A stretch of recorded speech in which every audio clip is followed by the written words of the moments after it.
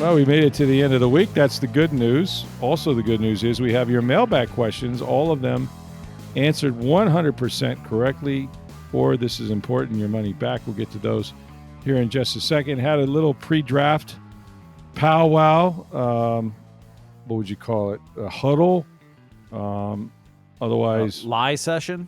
Yeah, disinformation session by Jason Licht, the Bucs general manager. So the league is sort of mandated. Well, they haven't sort of mandated. They pretty much mandated that the general manager or someone in the head of football ops has to become available no less than 2 weeks before the draft. So, that's why on Thursday we had a chance to talk to Jason Licht. When I say talk to him, is more like talk at him, because obviously he's not going to volunteer any useful information this close to the draft. And it went about the way you thought. Could trade up, could trade down, could stay right where we're at.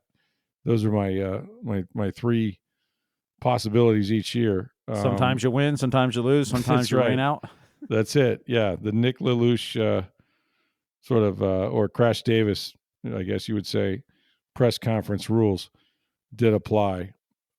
It was not useful in the sense that I know any more about the Bucs or the draft, because I don't. They do pick 19th, so clearly they don't know either which players or which player might still be there, right? They're going to say that they love one of the 19 in case they pick, and if they trade down, they're going to say they didn't like the guys that went between the time they picked and when they picked again. So that's just kind of how it goes. But we did talk enough to know that my suspicions are correct about certain positions, and we know that defense is going to sort of dominate their need list. But that said, and Todd Bowles made reference to this at the owners' meetings, they're not bypassing, say, a wide receiver in particular if that player is better than the defensive players, on that particular selection at 19. You've got Mike Evans getting older, Chris Godwin coming off, another major injury that he's had, and he's also 29 years old. And Jalen McMillan, for all that he did great, didn't really do it to the last 5 weeks of the season when he had 7 touchdowns, but he can't do it by himself. And frankly, there's not been anyone step up behind those guys at the receiver position. I mean, they re-signed Sterling Shepard the other day. That seemed like an ode to Baker Mayfield.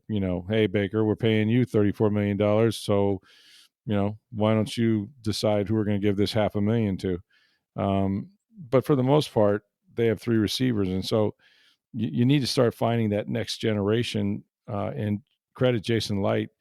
He's drafted not just Mike Evans, but also Chris Godwin, who will go down ranking the top and second best receivers in franchise history. And if you can knock that out, and then we know what McMillan did last year, give these guys another chance to address the receiver position. So I really think that they're going to do that, whether it's with the 19th overall pick or later remains to be seen, because not even they can tell you who's going to be there. But defense is clearly their bigger group of needs. And really, there's not a position that they couldn't benefit from, you really got one outside linebacker in Yaya Diaby that's young and still under contract because Hassan Reddick just signed a 1-year deal. He could be one and done after this season, even if he has a good year. They're hoping Chris Braswell, has a big leap forward year 2, but you need an inside linebacker. Yeah, Savasier Dennis may come back from injury. Levante's very, very old. What if somebody gets hurt? And then corner, Jamel Dean has never been healthy. Zion McCallum's done a nice job, but you need more corners depth for sure. So really, any level of the defense, I think, they would be pleased with if they can find a player that matches the value at 19. And they will. They're going to take somebody, or they'll move down and try to acquire more picks. But that moving business is pretty rare. And typically, if you move, you're moving up to get a guy. And you feel like whoever we get at 19 is not going to be anywhere near the quality of the player we're going to trade for right here. So all those things happen on the clock. And, even though Jason did his best to be cooperative, there's really not much to say because A, he doesn't know what's going to happen 18 picks in front of him. And B, why would I tell you? I'm just telling the world. But they look at the mock drafts, they do all that sort of stuff like everybody else does that's interested in the draft. And then it comes down to that day, and you got to have at least 5 or 6 players that you realize could be there at 19 and that you're happy with, and if they're all gone, then maybe the discussion occurs about, okay, well, who's next and how far down would that player still be available. I think Jackson Dart, the Ole Miss quarterback, is going to be interesting. I don't believe he makes it to 19. I do think he's going to be a first round pick, but if by chance he were there and somebody wanted to go get him, that's maybe an opportunity. But I still think that he's going to be a little overdrafted and probably gone before the Bucs get to 19. So yeah, just a lot of different stuff. I'll be writing about it in Tampa Bay Times and on TampaBay.com, especially on Sunday. And if you look at what they've done, recently, first draft without John Spytek, who's with the Raiders now. But man, those guys, have really had some successful drafts, last season included. And so we'll kind of get back into that. I thought it was funny. He said that had he known Bucky Irving was going to be as good as he was, he'd have taken him in the, I don't know, maybe second round, which always interests me, because then I'm thinking, okay, if I'm an agent and I got that on record, it's like, but for, my guy would have been, one of the top running backs taken. And if you're going to admit that, then let's try to do something financially about it. But he's really impressed with Bucky and didn't necessarily foresee him doing what he did. Or he said, I might have taken him in the first or second round, which is pretty interesting. So lots coming up this week. Check it out, TampaBay.com and the Tampa Bay Times. But we've got, for now, our mailbag questions. Let's get started. Well, as we're watching the Rays game, because they're playing an afternoon game, that's where we're taping. Woof. Yes. 10-1 is what it is. What, in the 7th inning? Is that where we're at right now? I believe we're in the 6th. Sixth. Jeez. I was hoping it was closer to over, but. Yeah, no. Halfway to 20, though. Yeah, Zach Littell gave up, 7 runs, 4 home runs? Yep. Ball's flying out of there now, all of a sudden, in this series. I think I saw a graphic where there had been 16 home runs hit, or 15 or 16 home runs in this series. And in the first 2 series at Steinbrenner, there was only 5, maybe. So, well, I mean, that's what they got to figure out, the weather part. And as we get closer to summer, we anticipate the ball will fly out more. You know when it's going to really fly out is when you just put it over the middle of the plate, center cut, and they swing at it. That definitely helps. I mean, you want to increase the home run numbers, just do that. Yeah, or just play Mike Trout every week.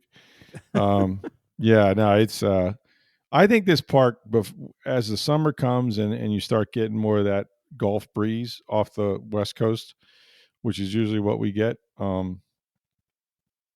I do think you're going to see a lot. I think it's going to be a home run park. I really do. Well, it's small enough to be. I mean, it's a bandbox. Yes, absolutely. So if there's any kind of wind help, yeah, there's gonna fly out this year. Yeah. The question is, can the Rays make enough fly out? Well, and that's the thing. You got Aranda. You don't have Josh Lowe right now. Brandon Lau needs to start getting the ball up in the air and so on. But even right central, as Joe Madden would say, is open for business if you can, get it up in the air out there. So, but lately, the Rays just seem to be going quietly in the night, at least as we head to the 7th inning as we do this podcast. But we do have some questions, and I'm ready to go whenever you are.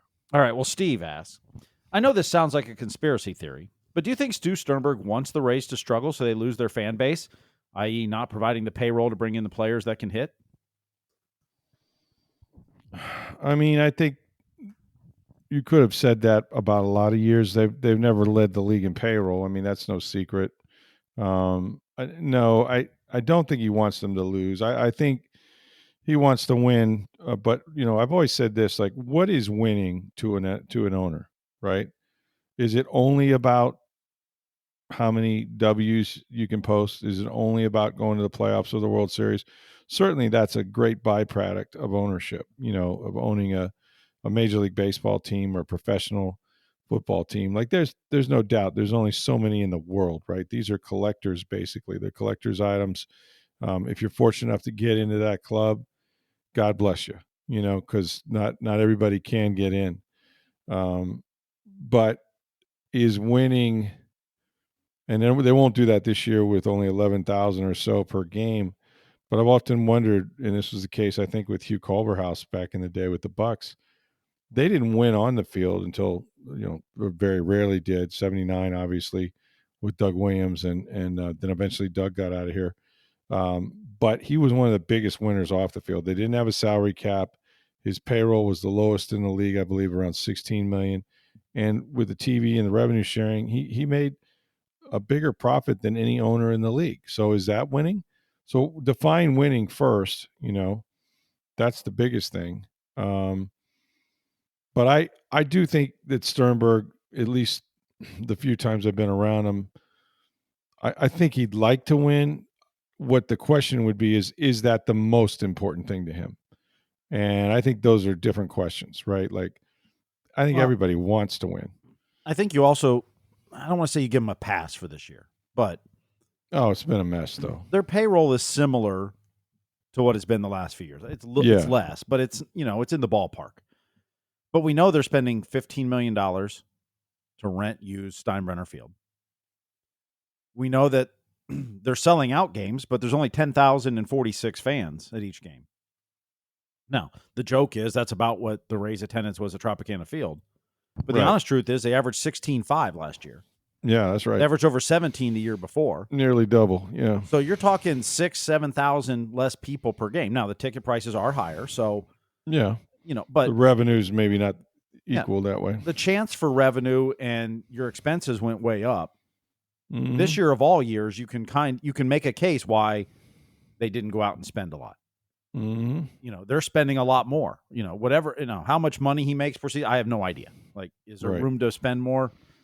You hear people say there is, there isn't.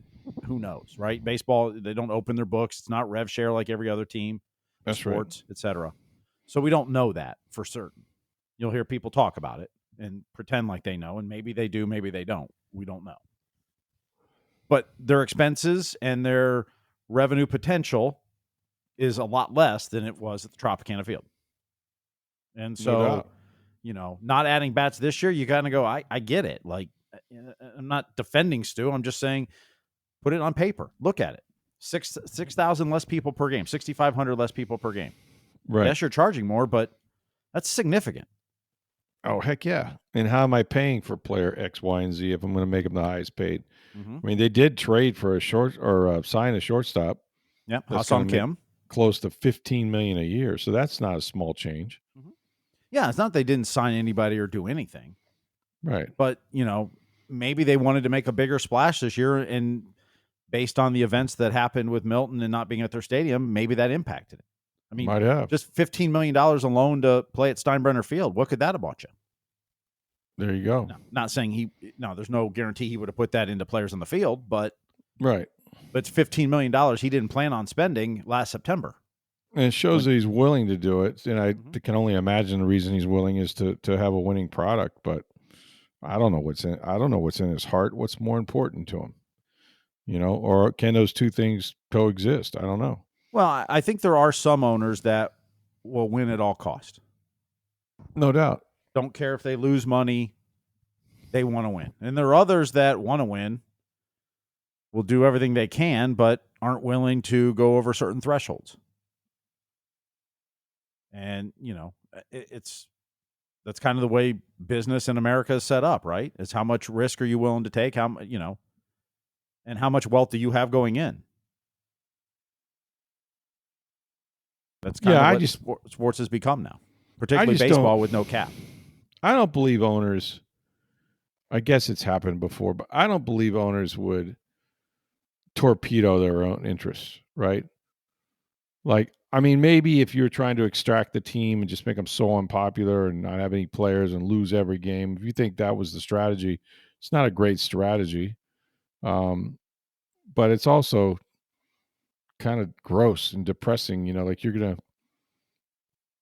go out there and make these guys go through the motions of playing in the majors with no chance of winning, because you have an end game that doesn't include the standings. Like, I think that's so hard to do nowadays.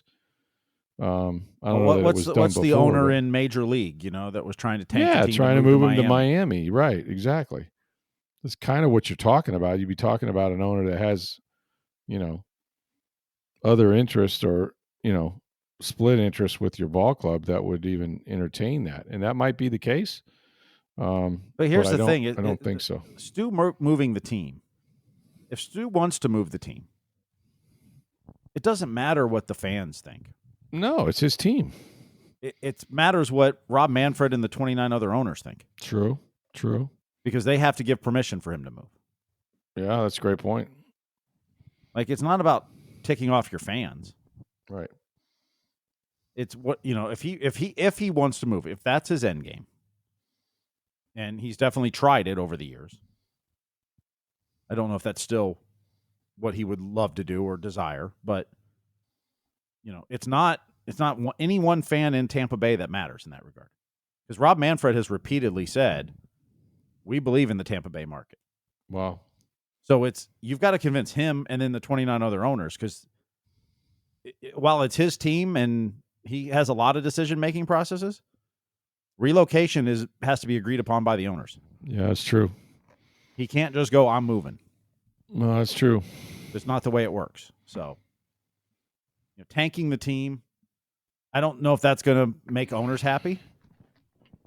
No, it wouldn't. I wouldn't think. Yeah. So, I mean, it's a nice concept, like in the movie Major League. Let me try to tank the team and take away the hot showers. It's also hard. It's hard to prove, right? Like they gutted the team. Well, I mean, there are deals made all the time where some contending team becomes crap because they lost 2 or 3 of their best players. I mean, that happens. That's the small market, sort of albatross around all their necks, and that's what they got to kind of avoid. But,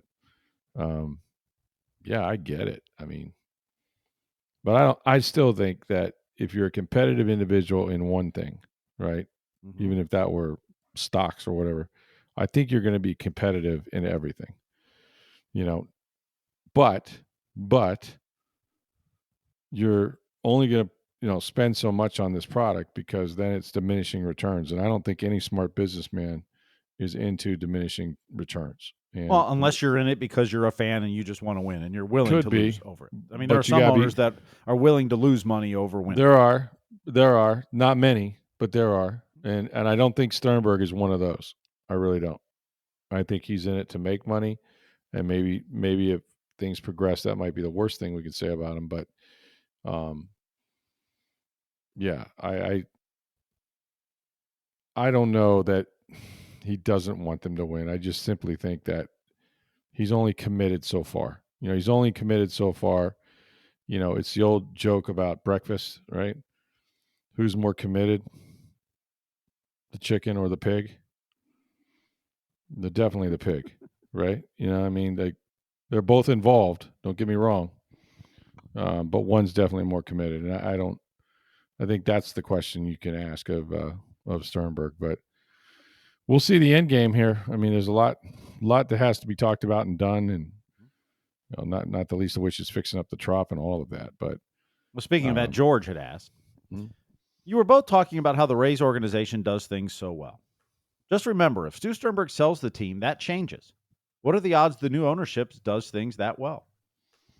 I think it's a great point. I love this question because I think that it does get overlooked. The reason there are Rays fans is because they don't lose 100 games a year. It's because they have had this run of playoff appearances, and they've been in a World Series and things like that.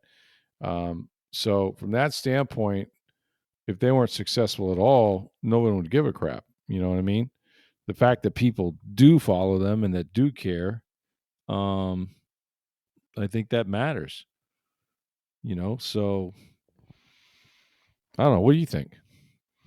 I think the grass isn't always greener on the other side. Right. And right.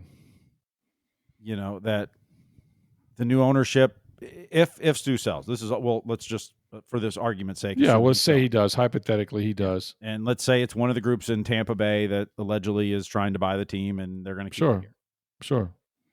First of all, where are they going to build a stadium, and how much money are they putting into that? So how much does that leave? What's the commitment? Yep. They're presumably going to put in a ton of money. So how much do they have, or are they willing to do the payroll? Right. And then are they going to keep running the baseball operations department the same way? I mean, is Eric Neander and his whole crew staying here, or are they leaving? and Yeah. not that they have to stay, but how much are they willing? I mean, Stu Sternberg, you can rip him for a lot of things, but he and his team, from Matt Silverman to Andrew Friedman, Joe Madden, Eric Neander, Kevin Cash, and everybody else, all the scouts, the analytics, kind of reinvented baseball the last 20 years. Kind of started with Moneyball in Oakland, but the Rays way has took that to another level where how many of these guys are GMs elsewhere and managers elsewhere? They haven't always been successful, but what they've built here in Tampa Bay changed baseball. It did. And is whatever new ownership group, how committed are they? I mean, how many owners have you seen in sports where people celebrate the owner when they buy a team and it's a disaster running it? Yeah, a lot. David Tepper in Carolina. David Tepper is a good example, yeah. He was this was going to be the greatest thing for the Panthers. They were going to go to multiple Super Bowls quickly because he's a great owner. Was in the Steelers organization as part of an owner there, and it's been a disaster there. Yep. Shad Khan in Jacksonville. Has he gotten in the way too much? Is it too much ownership doing things? That's what you hear. Yeah, you don't know. And at the end of the day, if you're an owner of a major league or a professional franchise, you're only as good as the people you hire that aren't in your business, but are in the winning business, in the baseball business, in the football, whatever that sport is. And then you got to get the hell out of the way. Now, I don't think because the Rays, sort of have this DNA, I don't think they'd go completely away from it. But that's not to say they'll be as good, right? New owners, look, Stu Sternberg sets the tone for that organization. Go try something different. Don't be afraid to go change the game. Don't be afraid to go out on a limb. Some things will work, some things won't. That's right. Like they've never been afraid to do it. That starts with Stu Sternberg giving them that freedom. Yeah, not every owner will. Mm-hmm. Right. Doesn't have to be the conventional this or that. That's what kind of makes them dangerous, quite frankly. Take it to another organization in town. Stu Sternberg's kind of the same way, but look at the Bucs and the Lightning. The Glazers don't get in the way. Nope. It's not to say they're not consulted on some things. Well, I think they are. I think they know everything. Absolutely. But do they get in the way? No. I don't think so. Does Jeff Vinik get in the way? No. They give them the freedom to go ahead, let Steven Stamkos walk. Right. What they have is veto power, right? Like if Sure. say there's player X and everybody kind of like somebody's got something off the field. Mm-hmm. Good example, Deshaun Watson, right? Yep. Bucs needed a quarterback, post Brady, whatever. Watson was a really good quarterback in college, but then he had all the icky stuff about the massage parlors and things like that. And I can tell you that the Bucs ownership kind of put their hand on the scale and said, yeah, we need a quarterback, but we're not doing that one. We're not going to do it. So if there was anybody in that building that was entertaining it, and they were told under no uncertain terms, and that was that. So I think it has to be a pretty high, threshold before they jump in and get involved, but they have been involved in the past, and they should. It's their team. Well, but the good ones leave it to just veto power. They do. I was talking to a friend in baseball the other day, and he works for a team that the owner insisted on signing a guy who had a history in that organization. Manager didn't want it. GM didn't want it. The owner insisted. I don't know. And that player is a problem in the clubhouse. Yeah, there you go. But the owner wanted it because presumably the fans would love it. Like, interesting. It's those kind of moves that you just kind of you meddle more than you help, right? Right. It's those, and it's not to say every organization that way, but Stu Sternberg has let that organization try things, reinvent things, right? And most of it's worked. Right. They have misses, of course, but not every owner is going to let you go, let's change the way we do everything. No. Intent, the intent might be there, but the execution might not. So, yeah, you're right. Not every ownership, especially one that's not a big revenue producing club, is going to go all in for, a free agent necessarily. It's going to cost them 150 million or something. So there's a fine line. I hope that it stays the same in that they, use the analytics and try to find the bargains and the matchups and things like that. I think that'll help them. The biggest thing is that they can stay healthy, number one. But yeah, I think that sort of stuff would help. Is that ownership group, assuming they sell, able to hire good people? Yeah, and then give let them do the their freedom job. and the ability to do their job well and stay out of their way. And, That's right. Yep. And some people are really good at that. Others couldn't hire good people to save their life. No, that's true. That's true. This is what I know about life and in sports. Nothing stays the same. Nothing is the same, right? Time marches on. You get new people. They have new ideas. All you can hope for is that there's more than one way to skin a cat, and that they're successful and that they care. What's the old saying that nobody cares what you know until they know you care? Yep. That's the biggest thing. If it matters to the next owner, to do things the right way or to maintain a standard that's been set, then they'll find a way to do that. It may not be the Stuart Sternberg way, but they'll find a way. So that's what you got to hope, that it's not just an investment or a vanity purchase or something where they're not really interested in winning. And you'll know pretty quickly. I mean, think about the Lightning owners through the years before Venek got it. I mean, it was not always, winning is everything type mode over there. No, I mean the Davidson group was decent. Davidson was good, yeah, and he had a history of winning in Detroit. Yep. But some of the others, the Cowboys or Art Williams, and you just even the initial owners with Phil, the investors with Phil, they were Kokosai Green or whatever. Yeah. Art Williams, Are you a stud or a dud? Love that guy. That's maybe. We've had some wacky press conferences in Tampa Bay, sports press conference. We should do that show one day. Well, we've had that one. You've had Hugh Culverhouse being left at the altar. Left at the altar. For the record, there's no honeymoon. That's how he sounded too, by the way, folks, that you don't know Hugh Culverhouse. That's as good as I can do it. There's been some doozies, no question. Toes on the line. That wasn't a press conference, but you get the idea.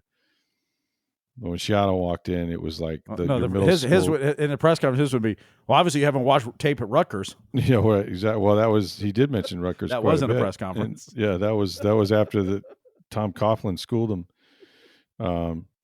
Shiano was central casting right from your junior high, middle school PE teacher. That would make you climb the rope in gym class. Get up there. We're gonna go hand over hand. But so there's, it's not going to be the same. It's not. Will it be a lot worse? Maybe. I mean, there's no guarantees in life. Could it be better? No. Sure. That's the other part. Could get better. Yeah, it could get better. Somebody may actually say, "Well, I'm going to spend money because I want to win, and winning to me is on the field, not in the front, not in the bank account." I don't know. Well, most people don't make these kind of purchases to lose a lot of money. I can tell you that, but you got to have it to win one. It's really going to be something to watch if we get a new one. But for now, got to suffer through maybe at least a year or two more at the Trop and see where this goes with Steinbrenner. I really thought, and it's really, here's the old baseball disclaimer. It's a long season, okay? It's too early to really just write them off. I mean, what are we, 8-10 games into it, 14, whatever. But from what I see, and guys are hurt, but from what I see, I thought it would be better. Pitching's about what I thought, which is exceptional. The hitting hasn't really occurred except today, right? The Littell got lit up, and so did the bullpen. But there's that little bounce, against a bad Colorado team, followed by another bad team after that. But I think now, the longer they get settled into the season, I think we're starting to see, averages are what they are, right? Guys are coming back down to earth, and, I don't think this will shock people. They're not on par with some of the other teams in the AL East, in my opinion. They can pitch with them, but they're not scoring runs, and I don't see how those runs are just going to start producing. It's just hard to see. Even though it's the first couple weeks, is Brandon Lau. You got the home run bat going a little bit. They lose Josh Lowe. Where's the big flies? Where are those crooked numbers that they got with the grand slam the other day in the first inning? They're always chasing the game, or so it seems. And they talk about culture of the clubhouse, and it's great culture, and these guys are a great group of guys. I'm sure they are, but culture is winning. I've always believed that. It's like, you want to show me a team that has a good culture? I'll show you a team with a winning, right, with a good, that wins. Now, they used to say about the Yankees, right, 25 players, 25 cabs, and that can happen too. Not everybody loves each other, but winning begets winning. And you have to win to create and maintain that kind of culture. Otherwise, you guys can hold hands and sing Kumbaya in the clubhouse. That's not what you're in the business for. You have somebody who can deliver and win games, and that's when it's fun. It's not fun going out there and getting 4 or 5 hits and a run every night. No matter how well you pitch. I just haven't seen it, and I'm looking at guys, like Meade, right? Great spring, got to the weight room. He's still Curtis Meade. I mean, it's not going to excite me, although he just got an infield hit that killed about 5 worms down the third baseline. I don't think they're gonna walk up the lineup in the World Series, and Meade's going to be leading off, or even in it. Doesn't strike me that way. So, I mean, a lot of baseball to play. Hope I'm wrong. Get to see him in person, later this week or tonight. But have you ever watched like the first month of a season or the first 3 weeks and said, I know what this team is? They're just not. They're really good, or they're going to go to the World Series, or they're just not really good. They're just not good. I think you can make a judgment whether a team's good or bad in the first month. Getting to the World Series is that's there's a lot of luck that goes right? along the way. Yeah, that's a lot of it's health and so many things. Right, but short of that, like just good. Like let's say 10 games over 500, good. I mean, last year, did you know the White Sox were awful in the first month? Yes. Right. I didn't know they'd be 120 loss awful. But, yeah, right. That's what I mean. Like, can you look at a team and go, like some of the, like this year, the Braves are what, 2-9, 2-10 coming in, whatever. That doesn't feel like a 2-9 talent, though, does it? I don't know if they're as good as they think they are as a team, but I don't think they're 2-10 bad. Like, yeah, right. I didn't think that going in. That's what I believe. Are the Dodgers and Padres, who got off to great starts, are they good teams? Yes. Yeah. Like I said, but World Series, there's a lot of health, luck, and those kind of things that factor into that. Right. Baseball's such a long season and so many games. It is, and injuries play the biggest part, and I get all that. But I'm just looking at you're like 14 games in. That's essentially the equivalent of one NFL game. Understood, understood. But this is who you have, right? Like these are the guys that you're going to play with. It's not like the Cavalry's coming, right? Like you knew kind of what you had going into spring training and all that, and it's a very short window, and probably unbelievably unfair to try to judge somebody on the first 2 weeks or, under 10 games or 12 games, whatever they played. So that I would admit to you, it's unfair. However, I know what I'm looking at, and I'm trying to figure out where are the runs coming from. Mm-hmm. Where are they coming from? I don't know that they did anything. I know they didn't do much in the off season to really improve it per se in terms of adding a lot of players. It's a snapshot. Could be wrong. Could change my mind tomorrow, or they could change it for me and go out and score 15 runs. But yeah, I'm not overly impressed. I've seen better lineups from this organization and this team than I've seen to start this season. Does that make sense? Absolutely. It felt like you had more, right? Well, but Randy Arozarena gave me more. Yes. Now, in some defense, your starting shortstop's not healthy yet. You know he's coming back in May. That's Hopefully. true. That's And true. three of Lowe your should four, be back. three of your top 4 outfielders are out right now. Oh, the injuries are kicking their butts right now. They are. And I'm the guy that says, like with Tom Moore, it's players, not plays. I believe that, Mm-hmm. but it's also part of the game. Like with the Bucs, I just did this thing on the number of injuries. They had 211 games missed. They're in the top 10. They still made the playoffs. Like half those teams, I think, made the postseason that had the most games missed due to injury.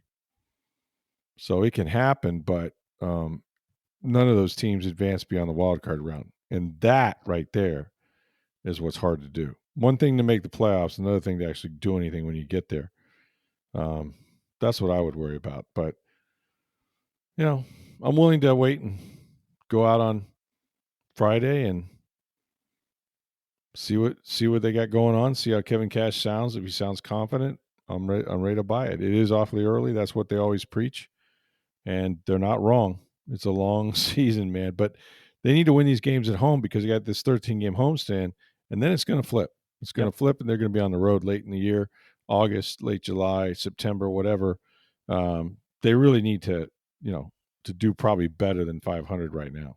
I just want to know who thought you were going to turn into Tom Jones, Mr. Spring-Loaded for negativity. Well, you know what? Sometimes they say this about married couples is that you just become the same person. Okay. You know what I mean? And I've also found out this too, that everybody says, well, we love, we're perfect for each other because we love the same things. I would disagree with that notion. I think people that are perfect for each other it's not because you love the same things, it's because you hate the same things. Now that's a cynical way of looking at love. I understand that, but think about it. What relationship would last longer is that, oh, I just love this. Yeah, you might love this, but what if you just hated something else and that person was the opposite? Whatever that thing is, right? Say you Thoughts hated from Rick Stroud. I know, right? I know. I shouldn't be revealing this much on my podcast. I'm just saying. Let's take pets, for example. I don't know anybody that hates pets per se. But what if you hated the idea? Really hated the idea. There's another home run, by the way, by Mike Trout. That's 2 today. 5 for the season. That one went 403. Nobody can get a bat hot like the Tampa Bay Rays. Well, that one went 403, and I promise you the wind had nothing to do with it. I would say the first one went like 315 down the right field line. This ball was muscled out. Like this is all bicep right here. Like bam. The sound of this had to be thwack because it was in a laser, man. Mike Trout, are you kidding me? I go fishing with a guy named Mike Trout. Well, he got a fireman hat. That's nice. Is that an LA thing, maybe? A little ode to the LA Fire with Department. The firefighters? Maybe. I don't know. Yeah, it says LAFT. FD. Back to my love lessons. I just think that,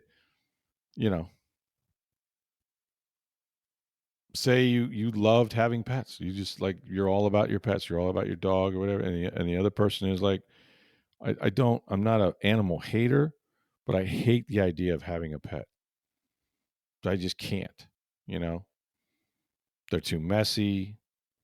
You have too much responsibility with them. What do you think? I'm allergic, right? Like there could be any number of reasons. I'm just saying. Opposites attract, not always. Send your letters to Dear Rick. Okay. All right. There used to be a lady named Dear Abby that used to do this, right? But I got my own weird suspicions. Tell me I'm wrong, people. Give us a call. Now, that's for another show down the road. My wife and I are nothing alike, but we hate the same things. Well, it's good to know. Like ACL tears. We hate those. Well, I think everyone does. Yes. You know what we love, though? We love Breitling Boutique. I know Val does, too. Yes, she does, because she has very expensive taste. And if you don't think she wants a Breitling watch, you don't know my wife. And they do have watches for women as well as men. The Breitling Company is one of the best Swiss watchmakers. They've been in business for 145 years. They've been at International Plaza for about 5+ years, and it's a terrific store. If you've been there or not been there, I'll tell you where it is. You go to the center of the mall, when they have around Christmas time where they put all, Santa and all that, right upstairs from there. It's Breitling Boutique. Go in. You're going to enjoy the customer service is second to none. I mean, these folks are very used to dealing with all kinds of professional athletes, celebrities, including you'll probably see a few Buccaneers in there if you hang out long enough. But they're going to treat you just like a superstar that you are. And they're going to tell you about all their products, the beautiful Chronomat watches, the Navitimers. And since, I don't know, around since Christmas, they've been doing this thing where they have all 32 team watches celebrating the NFL's 104th year anniversary. It's a limited time that these last. There's only so many of them. And if you have a favorite team, check it out. See if they have a team watch for you. They have the beautiful sort of colors of the team colors and the face of the Navitimer watch, and then they have, or the Chronomat watch, I'm sorry, and then they have the logos on there as well. Check out TampaBay.com. I think we have one of the Buccaneers online if you want to look at that. But just the Breitling experience is something that's special. If you want a nice timepiece, something you're proud of, something that's also still affordable relative to what you're getting, it's Breitling Boutique, International Plaza Mall. And when you go, please let them know that you heard about it on Sports Day Tampa Bay. All right, we'll wrap up with this question, Rick. Les had asked, you said before the draft teams fib about their intentions so they don't show their hand. What have you heard that the Bucs say that might fall into the fib universe? For me, it's the wide receiver talk. Can't see them taking a wide receiver before round 5. Well, and I know that makes sense. There's been a lot of talk about the wide receivers. I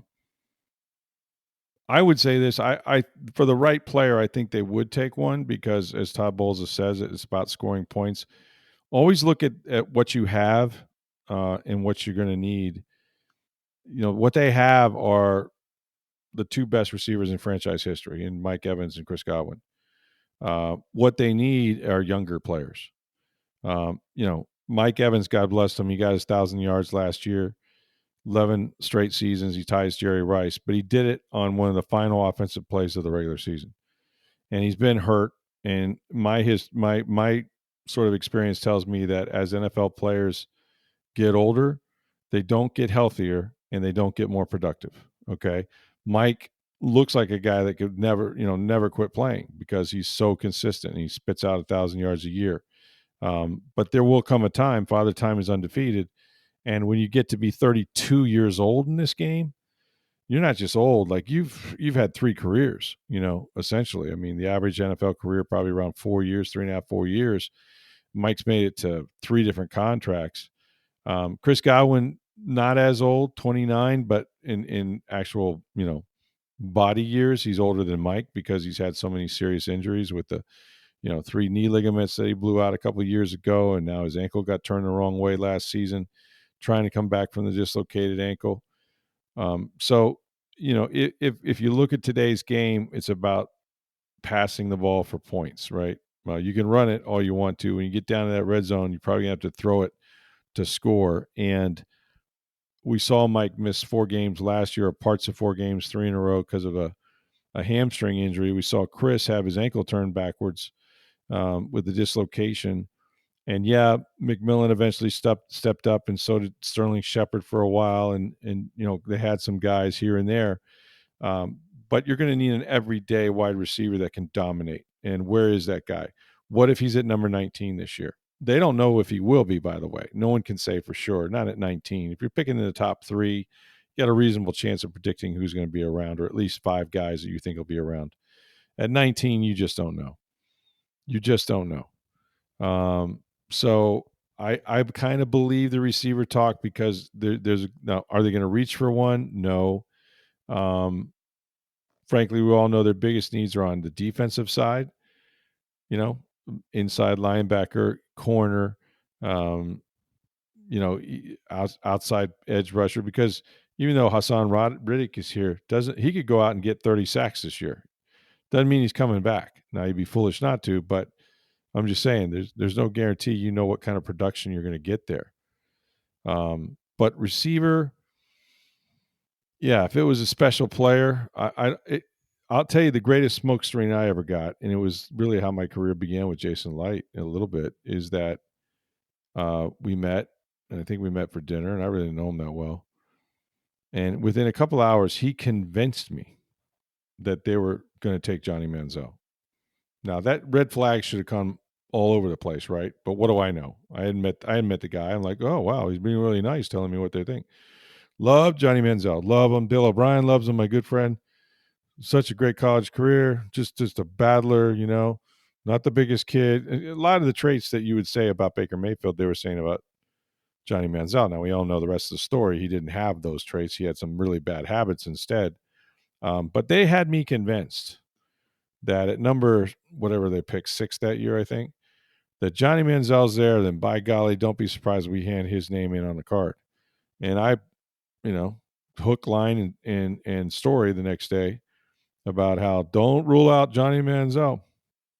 Well, came to find out later that was all kind of untrue. And not only was untrue, but they wanted me to write that story, I believe. And the reason was their real target was Mike Evans.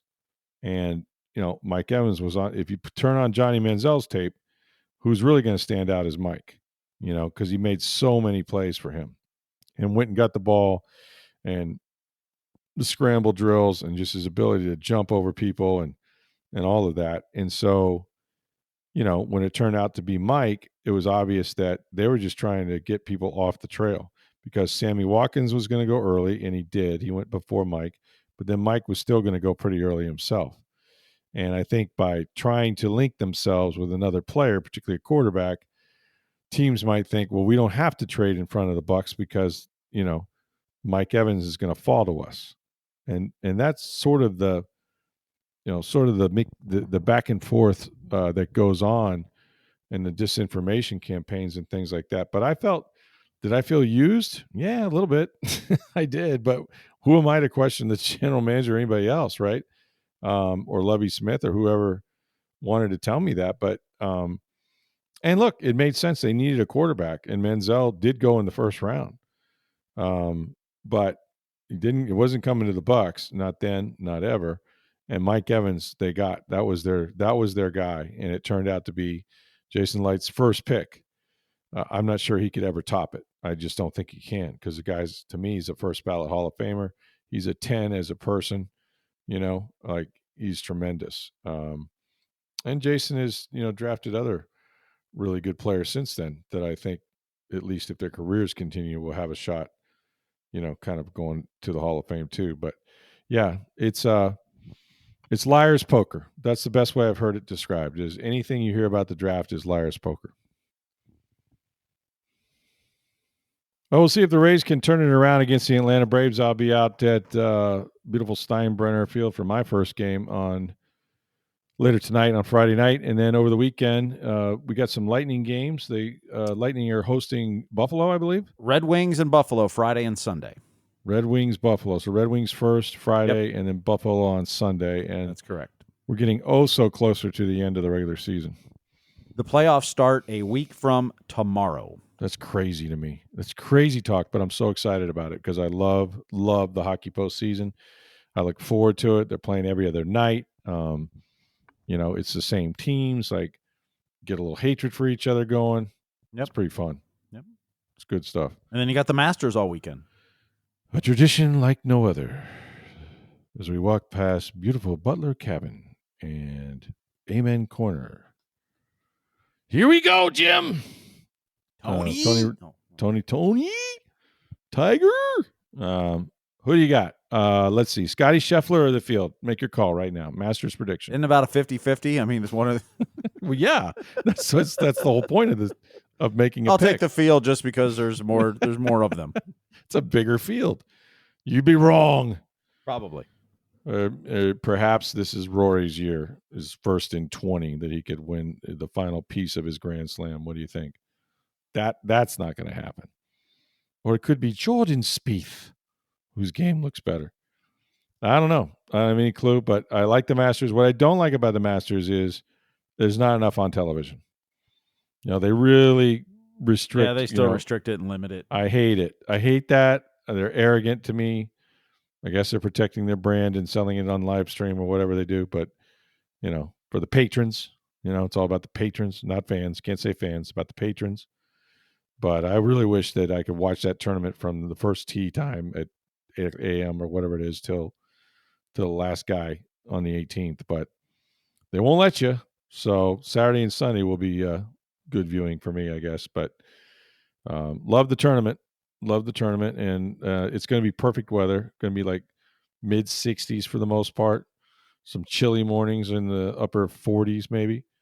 No rain for the entire weekend. So, and the azaleas, are blooming. They always are. They got to be blooming up there in Augusta. So, should be fun. But we'll be back to talk about all of it on Monday. Thanks for listening. For Steve Versnick, I'm Rick Stroud of the Tampa Bay Times. Have a great weekend, everybody.